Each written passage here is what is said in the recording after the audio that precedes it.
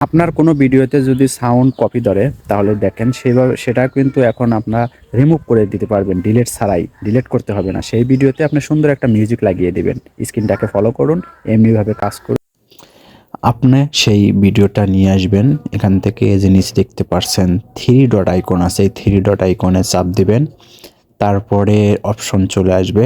এখানে এই যে উপরে দেখতে পাচ্ছেন অডিও, এর সাথে যাবেন।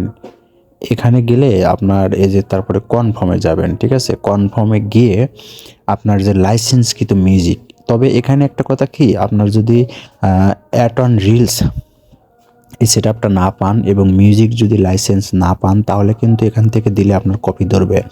যদি লাইসেন্স পান তাহলেই আপনি এখান থেকে যে কোনো একটা মিউজিক আপনার পছন্দ মতো ব্যবহার করতে পারবেন।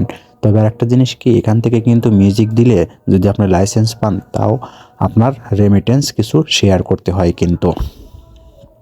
আমি এখন একটা মিউজিক এখান থেকে বেছে নেব। মিউজিক গান যেটা ইচ্ছা আপনার মনে হয় ভিডিও যে রিলেটিভ, সেই রিলেটিভই একটা মিউজিক গান নিয়ে নেবেন। আমি দেখেন শুনছি যে কি এই যে সাইটে যে দেখতে পাচ্ছেন এইগুলা চাপ দিলেই ওপেন হয় গানটা। আমি এখানে গান রিমুভ করে রেখেছি। এবার দেখেন আমি একটা গান পছন্দ করে নিলাম এবং এই যে আপডেটে দিলেই আমার গানটা কিন্তু ওই ভিডিওর সাথে সেট হয়ে গেল।